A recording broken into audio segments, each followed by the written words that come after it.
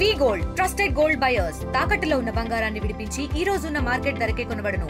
మరిన్ని వివరాలకు సంప్రదించండి 77107720. దేశవ్యాప్తంగా వామపక్ష పార్టీల ఆధ్వర్యంలో పాలస్తీనాకు మద్దతుగా ఇజ్రాయెల్ యొక్క ఘోర దురంతాలకు వ్యతిరేకంగా ఆ ఇజ్రాయెల్ ఘోర దురంతాలకి మన మోడీ ప్రభుత్వం ఒకవైపు, అమెరికా ఆధిపత్యవాదం ఇంకొక వైపు వీళ్ళు బలపరుస్తున్నటువంటి తీరు చాలా దారుణం. ఈ మారణకాండని బలపరచడం అంటే ఇంతకన్నా మించినటువంటి రాక్షసత్వం, అమానుషత్వం ఇంకోటి లేదు. మన భారతదేశపు మంచి సాంప్రదాయాలు స్వతంత్రం వచ్చినప్పటి నుంచి పాలస్తీనాని మన ప్రభుత్వాలు, పార్టీలు అందరం బలపరుస్తున్నాం. ఇజ్రాయెల్ కనీసం ఢిల్లీలో రాయబార కార్యాలయం కూడా ఉండేది కాదు. అలాంటి పాలస్తీనా ఉద్యమానికి ఈరోజు ద్రోహం చేస్తూ ఉంది మోడీ ప్రభుత్వం. 60,000 మంది అక్కడ మారణకాండ జరుగుతుంటే పిల్లలు, అందులో 25,000 మంది పిల్లలు, మహిళలు, వాళ్ళ ఇళ్ళని ధ్వంసమైనవి. వీటన్నిటిని ఖాళీ చేస్తే మేము ఇక్కడ వ్యాపారం చేసుకుంటామని ట్రంప్ ప్రకటిస్తుంటే, ఆ ట్రంప్కు మధ్యలో వాయిస్తున్నట్టుగా భజన చేస్తున్నటువంటి ఈ మోడీ సర్కారుకి సిగ్గు లేకుండా ఈరోజు భారతదేశం యొక్క ఉత్తమ సాంప్రదాయాలన్నింటినీ కూడా నాశనం చేస్తుంది, తొంగలో తొక్కుతూ ఉంది. ఒకవైపు సంస్కృతి సాంప్రదాయాలు అంటారు, ఇంకోవైపు సనాతన ధర్మం అంటుంటారు. ఏది మన సనాతన ధర్మం?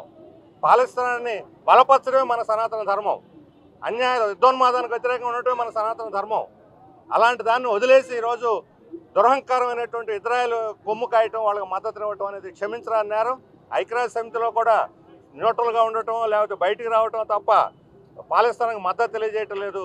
అందుకని మన భారతదేశ ప్రజలందరూ ఈ సాంప్రదాయానికి అనుగుణంగా అమెరికా దురాఘాతాలు, పాలస్తీనా మీద ఇజ్రాయెల్ చేస్తున్న దాడులు, ఈరోజు ఇజ్రాయెల్ పాలస్తీనా తాగటంలా అంతకుముందు సిరియా మీద దాడి చేస్తే 2-3 రోజుల నుంచి ఇరాన్ మీద దాడి చేస్తుంది.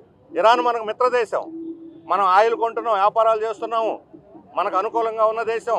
పాకిస్తాన్తో వచ్చిన ఘర్షణ సందర్భంలో కూడా ఇరాన్ మన వైపు నిలబడింది. ఇంత మిత్రదేశంగా ఉన్నటువంటి ఇరాన్ మీద వాళ్ళు దాడి చేస్తూ ఉంటే ఉలుకు పలుకు లేదు మోడీ ప్రభుత్వం. రేపొద్దున ఇండియా మీద కూడా చేస్తారు, వాళ్ళ ఇష్టం. ఊరుకుంటారు ఇలాగే? ఈ రకంగా ఏ యుద్ధోన్మాది ఈ రకంగా అమెరికా మద్దతుతోటి ఇజ్రాయెల్ పేటరేగిపోతూ ఉంటే ఈరోజు గాజా తర్వాత ఇప్పుడు ఇరాన్ తర్వాత ఇంకా అంతకుముందు సిరియా మీద ఇట్లా వరుస పెట్టి దాడులు చేస్తూ ఉంటే చూస్తూ సహించకూడదు.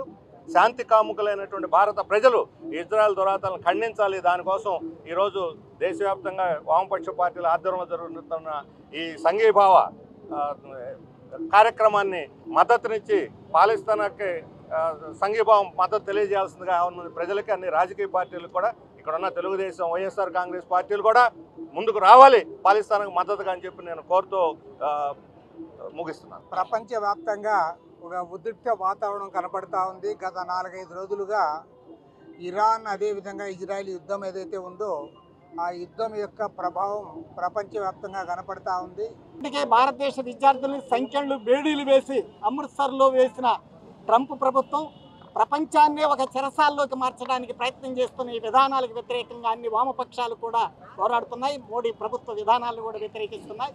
దీన్ని దేశ ప్రజలు, సమాజంలో అన్ని వర్గాల ప్రజలు కూడా యుద్ధాన్ని వ్యతిరేకించాలని విజ్ఞప్తి చేస్తున్నాం. ఇండియా పాకిస్తాన్ తాజా అప్డేట్స్ కోసం డౌన్లోడ్ చేసుకోండి RTV లైవ్ యాప్.